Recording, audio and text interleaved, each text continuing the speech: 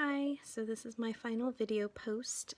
In terms of restorative practices that I've been able to implement in my own life, I will say this: I wish I would have known about restorative circles and restorative conferences 6 to 7 years ago when I was working at a middle school, because middle school students seem to continually be in conflict with peers and teachers and family members and even themselves. So it would have been really helpful to utilize that as a tool at that middle school setting. In terms of practices that I've actually been able to implement, I recently was in conflict with a close friend of mine, and I was contemplating abandoning the friendship.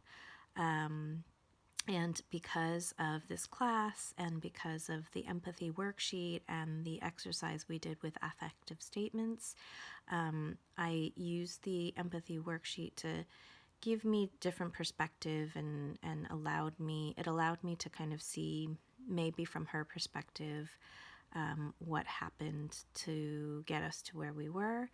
And so that perspective allowed me to let go of a little bit of my anger, to sit down and have a real conversation with her.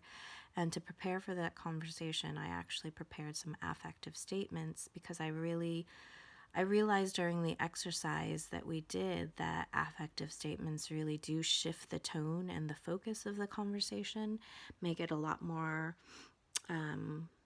a warmer environment, less threatening, less accusatory, more focused on healing rather than blaming. And it's still a work in progress in terms of repairing our relationship and our friendship, but it is progress because my default would have been to cut the relationship off, and it's because of this class that I'm trying to heal it more than just cut it off. In terms of the readings and lectures and discussion board conversations, I learned so much on so many levels. On an intellectual level, I really enjoyed learning about restorative justice and conflict resolution and trauma-informed theories, and it was great getting practical strategies to use. I really liked learning about the evolution of restorative versus retributive practices. It's great learning about, the power of labeling and communication styles, which become the foundation of like perceptions and all the subsequent behaviors that result from these perceptions. So it was really fascinating. On a personal level, and a reflective level, I think the biggest takeaway was that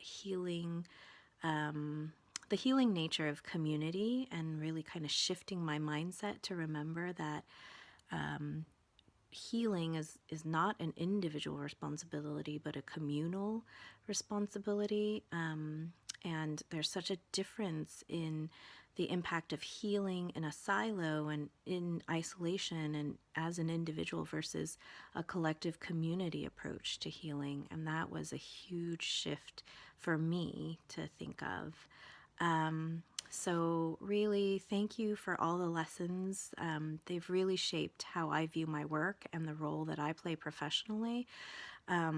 Personally, it did enlighten me, and it's helping me to continue to make this world a better place, which is the legacy that I want to leave behind for my kids.